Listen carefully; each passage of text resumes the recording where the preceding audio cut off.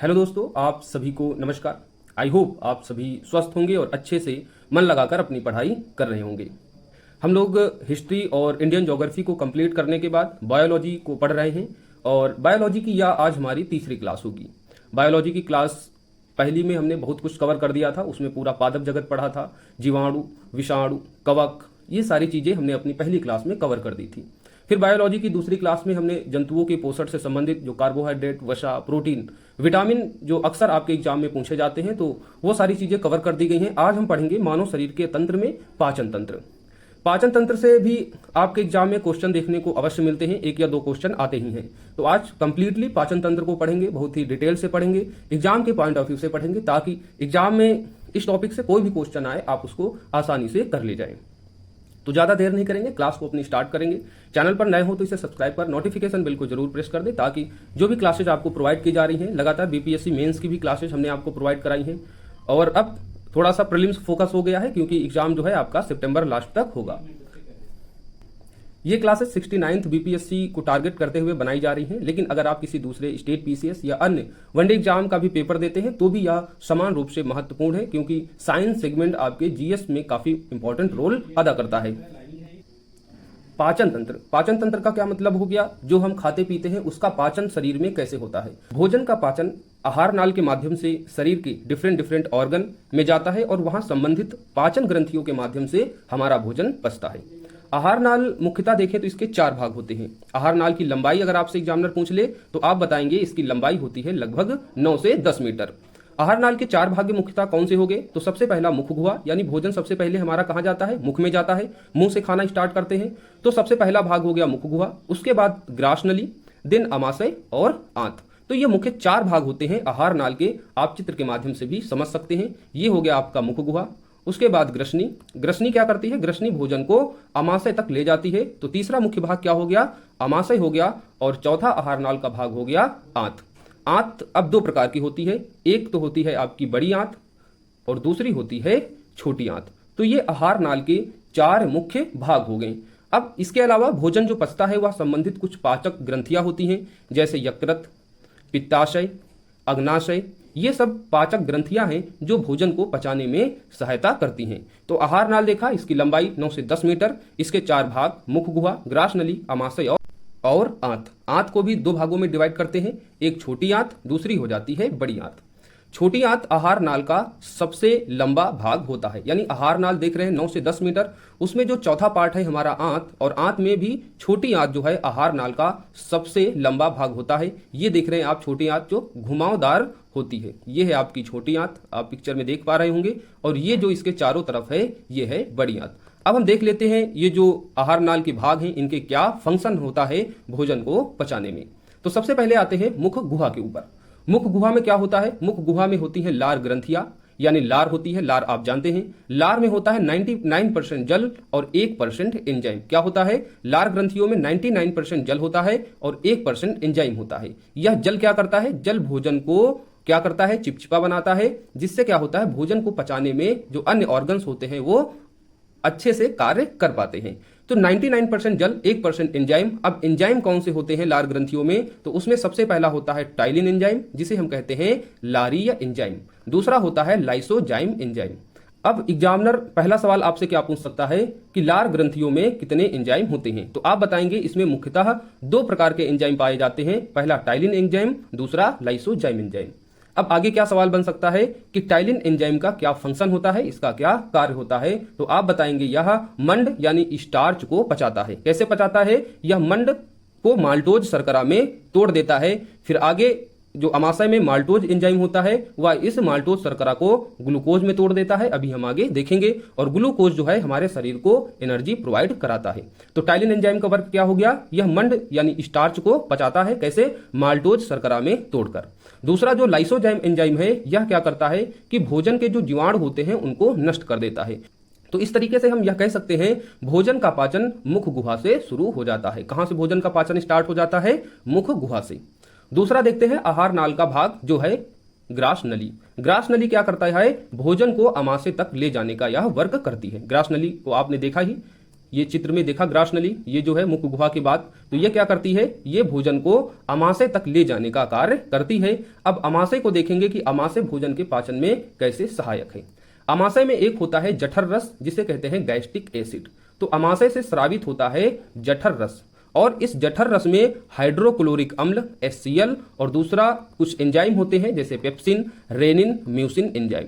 तो ये hydrochloric acid क्या करता है, आप जानते हैं हाइड्रोक्लोरिक एसिड एक प्रकार से अम्ल होता है और बहुत ही ज्यादा कह सकते हैं ये खतरनाक अम्ल होता है, जो भोजन को बिल्कुल सड़ा देता है। उसके जो भी विषाणु होते हैं, जो अन्य विषैले पदार्थ होते हैं, वो बिल्कुल यहाँ पर गल जाते हैं। तो हाइड्रोक्लोरिक अम्ल जो होता है यह भोजन को पचाने में, उसको गलाने में बहुत ही इंपॉर्टेंट रोल अदा करता है। भोजन को यह अम्लीय भी बनाता है।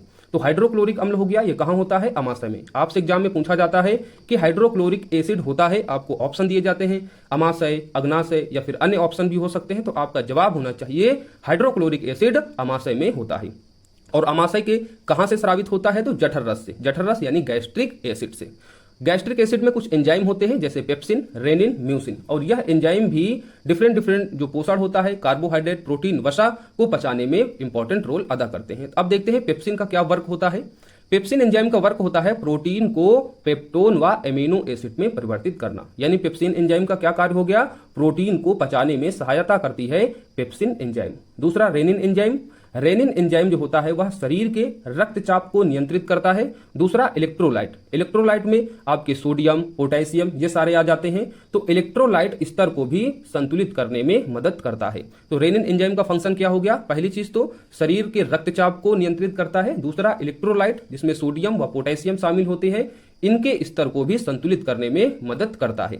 उसके बाद म्यूसिन एंजाइम। म्यूसिन एंजाइम का वर्क होता है अम्लीय प्रभाव को कम करना, क्योंकि हमने देखा जठर रस में HCl यानी हाइड्रोक्लोरिक एसिड भी जो है यहां पर होता है। तो हाइड्रोक्लोरिक एसिड क्या करता है, भोजन को अत्यधिक अम्लीय कर देता है। तो इसी जठर रस में होता है म्यूसिन एंजाइम, जो अत्यधिक अम्लीय भोजन को क्या करता है, थोड़ा सा इसके अम्लीय प्रभाव को कम करने में यह सहायक होता है म्यूसिन एंजाइम। तो अमाशय को देखा, अमाशय से स्रावित होता है गैस्ट्रिक एसिड, इसमें होता है HCl और ये कुछ एंजाइम जो भोजन को पचाने में सहायता होते हैं। इसमें पेप्सिन, याद रखिए कि पेप्सिन जो है यह प्रोटीन को पचाने में मदद करता है। तो कुछ और इंपॉर्टेंट फैक्ट आप इसमें देख सकते हैं, जैसे दूध को पचाने में भी रेनिन एंजाइम जो है सहायक होता है। रेनिन एंजाइम के अभी हमने ऊपर फंक्शन देखे कि यह रक्तचाप को नियंत्रित करता है, साथ ही इलेक्ट्रोलाइट स्तर को भी संतुलित करने में मदद करता है। अन्य फंक्शन में क्या हो सकता है रेनिन का, कि यह दूध को पचाने में भी सहायक होता है। प्रोटीन का पाचन अमाशय से शुरू हो जाता है। तो आपसे एग्जामिनर कभी कभी क्वेश्चन पूछ लेता है कि प्रोटीन का पाचन शरीर के किस ऑर्गन से स्टार्ट होता है, तो आपका जवाब होना चाहिए अमाशय, क्योंकि अमाशय में होता है एंजाइम पेप्सिन जो प्रोटीन को पेप्टोन में परिवर्तित करता है। यानी प्रोटीन का पाचन यहीं से स्टार्ट हो जाता है। हमने आहार नाल में मुख गुहा, ग्रास नली और अमाशय को पढ़ लिया। अब आहार नाल का चौथा भाग होता है आंत। आंत में भी दो पार्ट हमने पढ़े, एक छोटी आंत, दूसरी बड़ी आंत। तो छोटी आंत का क्या फंक्शन है, अब इसको देख लेते हैं। सबसे पहले छोटी आंत 3 भागों में डिवाइड होती है। कौन से 3 भाग हैं, तो पहला भाग है आपका ग्रहणी, जिसे पक्वाशय भी कहते हैं और इंग्लिश में इसका नाम होता है डिडनम। दूसरा भाग होता है मध्यांत्र, जिसे जेजनम कहते हैं, और तीसरा भाग होता है शेषांत्र, जिसे इलियम कहते हैं। तो कौन से 3 भाग हो गए छोटी आंत के, ग्रहणी, मध्यांत्र और शेषांत्र। आपसे एग्जाम में पूछा जाता है कि ग्रहणी या फिर जिसे पक्वाशय कहते हैं वह शरीर के किस ऑर्गन का भाग है। तो अब आपका जवाब होना चाहिए ये तीनों भाग जो है वह छोटी आंत के हिस्से हैं। इसमें जो शेषांत्र या जिसे हम इलियम कहते हैं यह सबसे बड़ा होता है, जिसकी लंबाई होती है 3.5 मीटर। ओवरऑल देखें तो छोटी आंत की लंबाई कितनी होती है, लगभग 6 मीटर, जो आहार नाल का सबसे बड़ा भाग है। और इस छोटी आंत में जो शेषांत्र या जो इलियम है इसकी लंबाई सबसे ज्यादा होती है 3.5 मीटर। इलियम की दीवारों की भीतरी सतह पर अंगुलियों के समान कुछ रचनाएं होती हैं, जिसे हम क्या कहते हैं, रसांकुर या स्टेटाइनल विली। स्टेटाइनल विली आप देख सकते हैं इस चित्र में।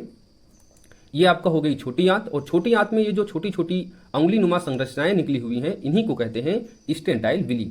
और स्टेटाइल विली का फंक्शन क्या होता है, यह पचे हुए भोजन का अवशोषण करती हैं। तो वर्क क्या होता है स्टेटाइल विली का, आंत रसांकुर का पचे हुए भोजन का अवशोषण करना। और यह कहाँ होती है, यह होती है छोटी आंत के हिस्से शेषांत्र यानी इलियम में। अब छोटी आंत में अब हम आगे बढ़े तो छोटी आंत से स्रावित होता है स्टेटाइन जूस, यानी जिसे कहते हैं हम आंत रस। आंत रस जो होता है इसकी प्रकृति होती है क्षारीय। क्षारीय यानी इसका पीएच मान हो जाता है 8। आप जानते हैं जिसका पीएच मान 7 से अधिक होगा उसकी प्रकृति कैसी होती है? क्षारीय। तो स्टेटाइन जूस की प्रकृति होती है क्षारीय। स्वस्थ मनुष्य में प्रतिदिन 2 लीटर स्टेटाइन जूस का स्राव होता है। स्टेटाइन जूस में कुछ एंजाइम होते हैं जो भोजन को पचाने में बहुत ही महत्वपूर्ण रोल अदा करते हैं। तो देखते हैं कौन कौन से वो एंजाइम हैं। सबसे पहला इरेप्सिन एंजाइम। इरेप्सिन एंजाइम का क्या फंक्शन होता है? यह शेष प्रोटीन और पेप्टेन को एमिनो एसिड में बदल देता है। हमने अमाशय में देखा था कि प्रोटीन जो है वह पेप्टोन में बदलता था। यहां हमने देखा था पेप्सिन एंजाइम जो अमाशय था। तो पेप्सिन एंजाइम प्रोटीन को पेप्टोन में तोड़ता था जो अमाशय में था। और छोटी आंत में जो इरेप्सिन एंजाइम है यह जो पेप्टेन होता है इसको एमिनो अम्ल में चेंज कर देता है। उसके बाद इसमें दूसरा एंजाइम होता है माल्टोज। माल्टोज फंक्शन क्या होता है? जो माल्टोज होता है हमने मुख गुहा में देखा था कि मंड स्टार्च टूट रहा था वहां पे टाइलिन एंजाइम के द्वारा माल्टोज में। तो जो माल्टोज है वह टूट जाता है ग्लूकोज में। किसके द्वारा? माल्टोज एंजाइम के द्वारा। और यह माल्टोज एंजाइम कहाँ होता है? छोटी आंत से जो निकलता है स्टेटाइल जूस उसमें। Then sucrose. सुक्रोज एंजाइम जो है वह सुक्रोज को ग्लूकोज और फ्रक्टोज में तोड़ देता है। उसके बाद इसमें होता है लैक्टोज एंजाइम। लैक्टोज एंजाइम का क्या वर्क होता है? यह लैक्टोज को ग्लूकोज और ग्लैक्टोज में परिवर्तित कर देता है। देन इसमें एक एंजाइम और होता है लाइपेज एंजाइम। लाइपेज एंजाइम का फंक्शन होता है इमल्सीकरण वसाओं को ग्लिसरॉल एवं फैटी एसिड में परिवर्तित करना। तो इस तरीके से देख रहे हैं आंत रस में जो है लगभग अंतिम रूप से पूरी पाचन क्रिया हो जा रही है, चाहे वह प्रोटीन की हो या फिर कार्बोहाइड्रेट की हो या फिर वसा की हो। तो यहां पर प्रोटीन, कार्बोहाइड्रेट, वसा का अंतिम रूप से पाचन हो जाता है। इसीलिए कहते हैं कि छोटी आंत में पाचन की क्रिया पूर्ण हो जाती है। तो आपसे एग्जाम में पूछ ले कि किस ऑर्गन में पाचन की क्रिया पूर्ण होती है, तो आप बताएंगे छोटी आंत में। और ये जो एंजाइम है डिफरेंट इनके आप फंक्शन जरूर याद कर ले, आपके एग्जाम में पूछे जाते हैं। डायरेक्ट पूछा जाएगा कि इरिप्सिन का वर्क होता है, तो आप बताएंगे पेप्टेन को एमिनो अम्ल में परिवर्तित करना, यानी प्रोटीन का अंतिम रूप से पाचन करता है इरिप्सिन एंजाइम। उसी तरीके से माल्टोज शर्करा को ग्लूकोज में, सुक्रोज एंजाइम सुक्रोज को ग्लूकोज और फ्रक्टोज में परिवर्तित करता है, लैक्टोज एंजाइम लैक्टोज को ग्लूकोज और ग्लाइकोज में परिवर्तित करता है, और लाइपेज एंजाइम इमल्सीकरण वसाओं को ग्लिसरीन और ग्लिसरॉल्डिहाइड में चेंज कर देता है। अब आते हैं बड़ी आंत में। बड़ी आंत या आहार नाल का कह सकते हैं अंतिम भाग है। और यहाँ केवल क्या होता है? जो पचा हुआ भोजन है, क्योंकि भोजन की पचने की प्रक्रिया पूरी हुई हो जाती है छोटी आंत में। तो बड़ी आंत में क्या होता है? बड़ी आंत में उस पचे हुए भोजन से जल का अवशोषण करती है बड़ी आंत, और उसके बाद जो वेस्ट होता है वह हमारा गुदादार के माध्यम से बाहर निकल जाता है। तो इस तरीके से हमने 4 आहार नाल के भाग देखे और भोजन का किस तरीके से वहां पाचन होता है उसको हमने देख लिया। अब हम देखेंगे पाचन के संबंधित कुछ ग्रंथियां हैं जो भोजन को पचाने में सहायक होती हैं। उसमें सबसे पहली है यकृत। यकृत यानी लीवर, और यहां से आपके एग्जाम में क्वेश्चन जो है बहुत ज्यादा पूछा जाता है। तो देख लेते हैं यकृत क्या है, इसकी क्या विशेषता है और किस तरीके से यह भोजन को पचाने में सहायता करता है। शरीर की सबसे बड़ी ग्रंथि है, पहला तथ्य तो यही याद रखना है। लगभग इसका जो वजन होता है वह 1.5 किलो से 2 किलोग्राम तक होता है यकृत का वजन, और यह शरीर की सबसे बड़ी ग्रंथि है। यकृत से पित्तरस, जिसे हम बाइल जूस कहते हैं, इसका स्राव होता है जो पित्ताशय में संचित हो जाता है। पित्ताशय अगर आप देखें इस चित्र में आप देख रहे होंगे, यह हो गया आपका यकृत पूरा और इसमें है पित्ताशय। तो यकृत से स्राव होता है बाइल जूस यानी पित्त रस का, और वह बाइल डक्ट यानी पित्त नलिकाओं के माध्यम से पित्ताशय में संचित हो जाता है। अभी हम आगे देखेंगे कि पित्त रस का क्या फंक्शन होता है। तो हमने देखा यकृत सबसे बड़ी शरीर की ग्रंथि है जिसका वजन होता है 1.5 किलोग्राम से 2 किलोग्राम तक। यहां से बाइल जूस का स्राव होता है जो पित्ताशय में संचित हो जाता है। यकृत कार्बोहाइड्रेट, प्रोटीन व वसाओं के उपापचय में सक्रिय भाग लेता है, यानी यकृत में कार्बोहाइड्रेट, प्रोटीन व वसा का पाचन होता है।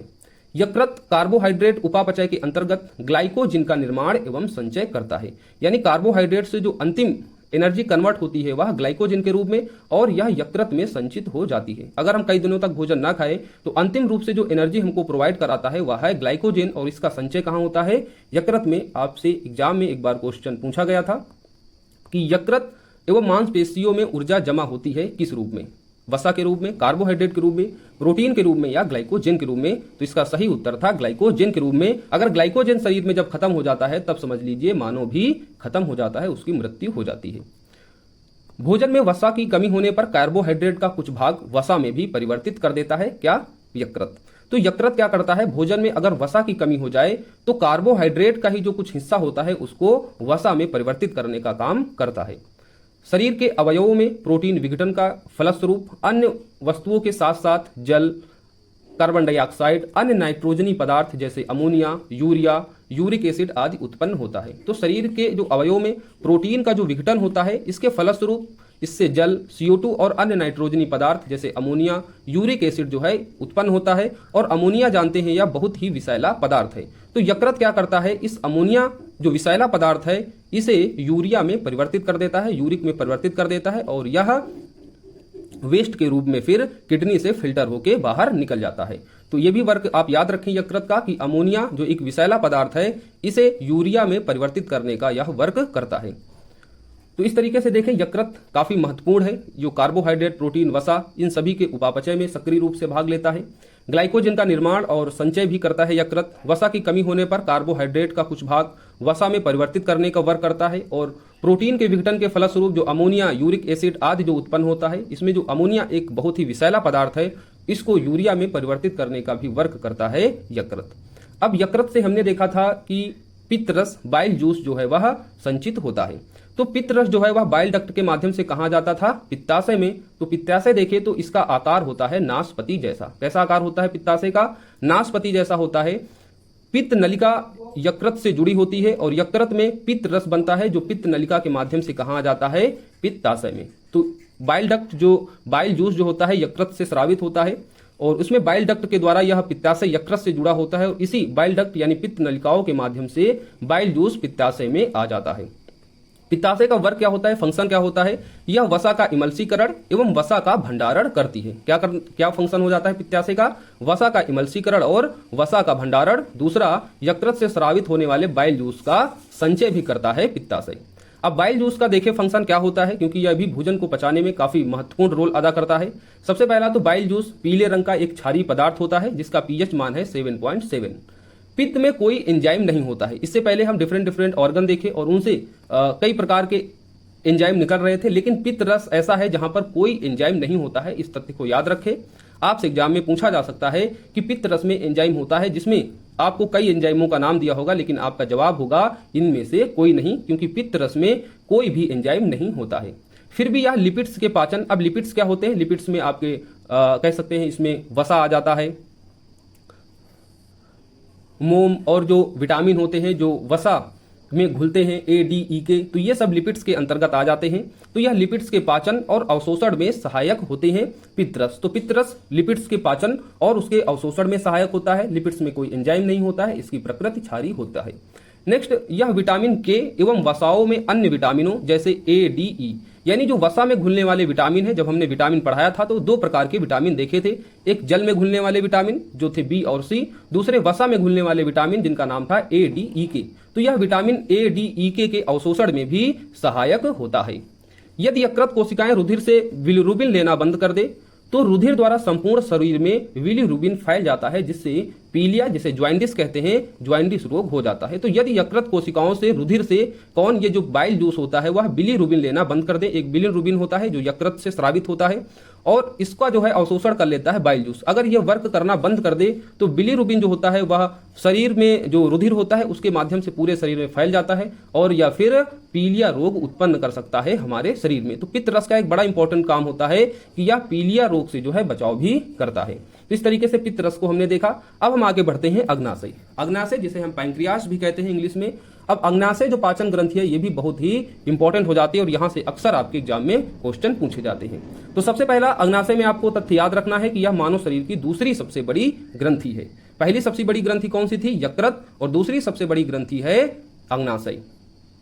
यह एक साथ अंतःस्रावी यानी नलिका विहीन और बहिस्रावी दोनों प्रकार की ग्रंथि होती है। तो आपसे एग्जाम में पूछा जाए अग्नाशय ग्रंथि है, अंतःस्रावी ग्रंथि, बहिस्रावी ग्रंथि, तो आपका जवाब होना चाहिए दोनों ही गलत है। अग्नाशय जो है एक मिश्रित ग्रंथि है जो अंतःस्रावी और बहिस्रावी दोनों प्रकार की ग्रंथि है। जब हम ग्रंथियां आगे पढ़ेंगे तो इसको और भी डिटेल में पढ़ेंगे कि अंतःस्रावी ग्रंथि क्या होती है, बहिस्रावी ग्रंथि क्या होती है। अभी के लिए आप इतना जानिए कि अग्नाशय जो है एक मिश्रित ग्रंथि है यानी अंतःस्रावी और बहिस्रावी दोनों प्रकार की यह ग्रंथि है।